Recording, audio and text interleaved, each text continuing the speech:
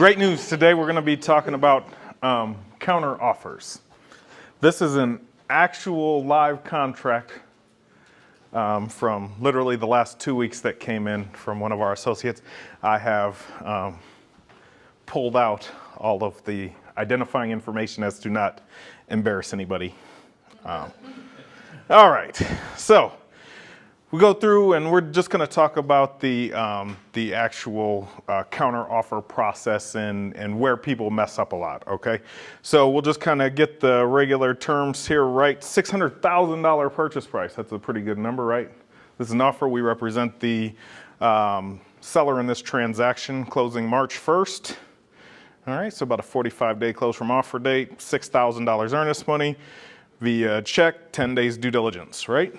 Kind of all makes sense. Weissman Law is the closing firm. Right? That's all we really care about there, right? Big problem here, this should always be checked lead-based paint, whether or not it is included.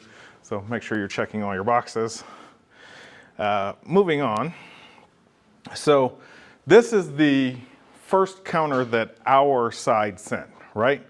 So as you can see, dated 1/17, which is correct.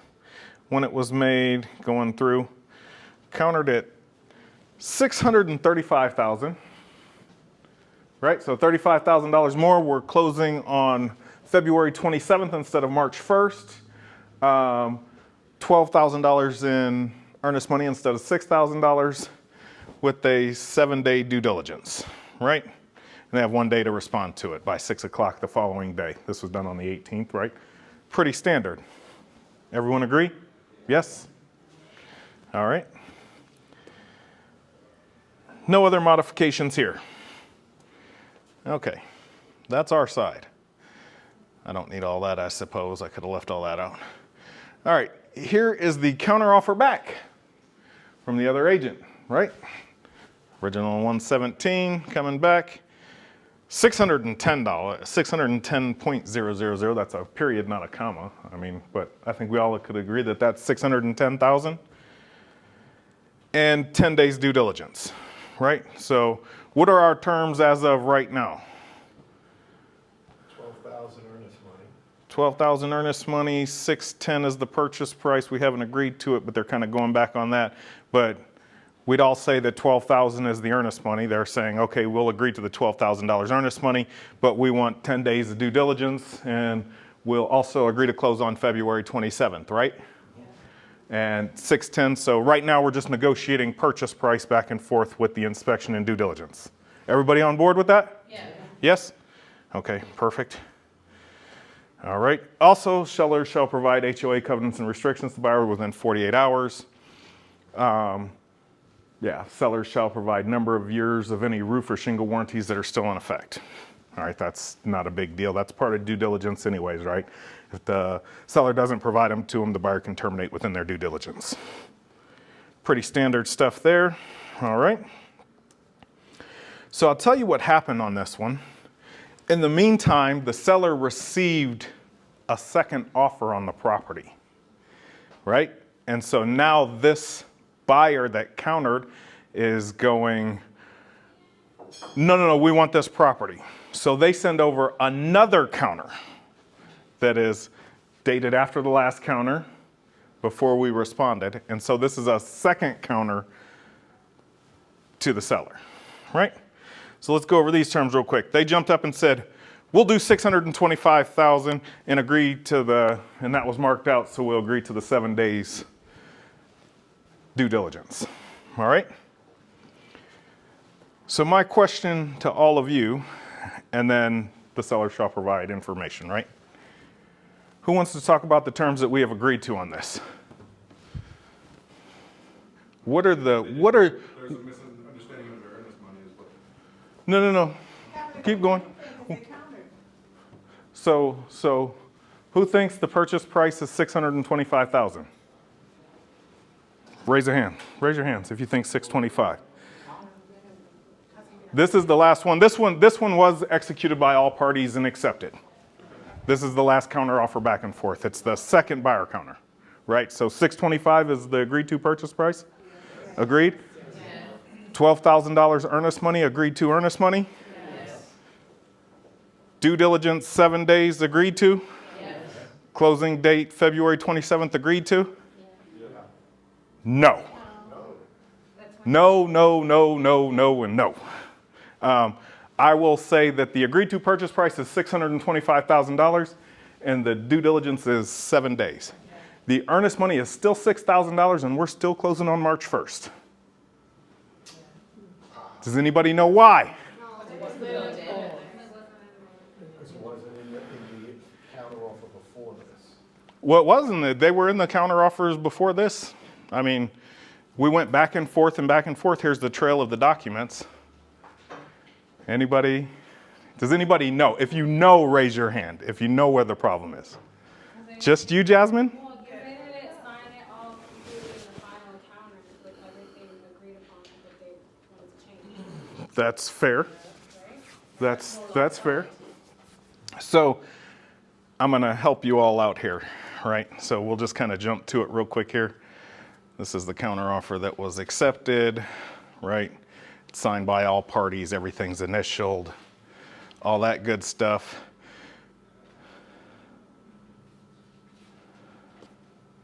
Did this get reversed on me? Or did I open the wrong one? I think I didn't save it. Hang on one second. I think I did something funny here.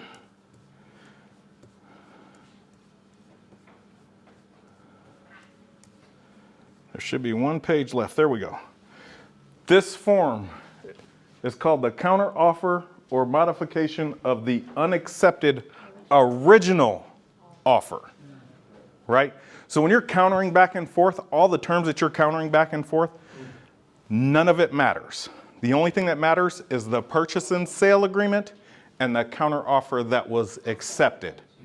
All right, so any terms that are in there, you need to make sure that you get those in there. So, and it's spelled out for you in the very first sentence. Read your contracts, folks, know your contracts. We have a contracts class tomorrow. They probably won't even touch on this because they'll be talking more about the changes and just other things.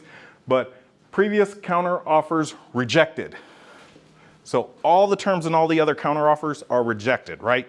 So $635 is the purchase price, and then you go ahead and you got 7 days due diligence. All the other terms in the contract remain the same. All right, just touching on some points here.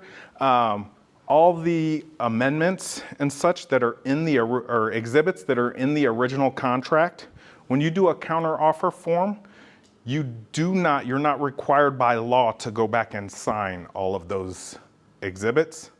A lot of brokerages will request that you do it. If it is a disclosure, it should be signed by all parties.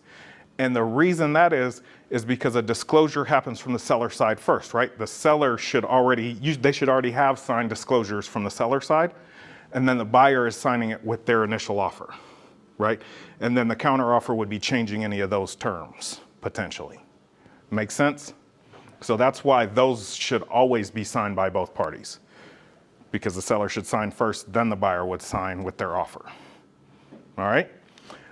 We have this thing in here, and I'm just gonna kind of jump off of this screen a little bit. I didn't get a chance to add it in.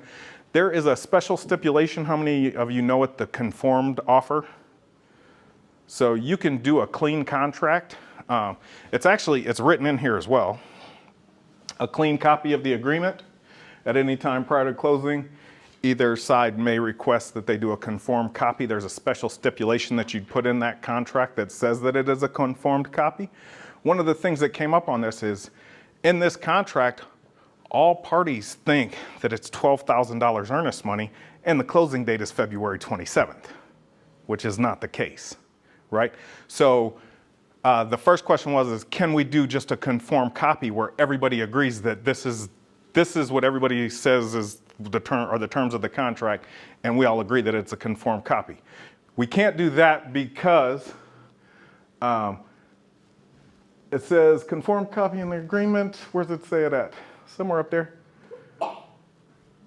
The clean copy of the agreement combining the terms of the original offer with the controlling and supplemental provisions. Somewhere in here it says that if the conformed copy and the original agreement conflict, the original agreement controls, right? So that's why we can't do that. In the end, what we ended up having to do was an amendment, right? We have to amend the contract to say that here's the closing date and here's the earnest money. The buyer's already turned in $12,000 earnest money to Weissman, and everybody's moving forward as though it's the 27th close date. So keep that in mind. Counter offers back and forth, back and forth, back and forth. I don't care. Only the binding counter offer and the contract terms matter. All the back and forth is just wiped out. It's all rejected, right? Any questions on that? Did I fool you all a little bit by going through this whole process? Because the contract was turned in with 3 counteroffers. So trying to make sense of it, talking through it, here are the terms that everybody intended on, right? The intent was there that it was going to be $12,000 earnest money February 27th, but that's not what is legally binding. Good deal? All right. Who's going to make sure they don't mess that one up? Everybody, right? All right, very good. Let's go.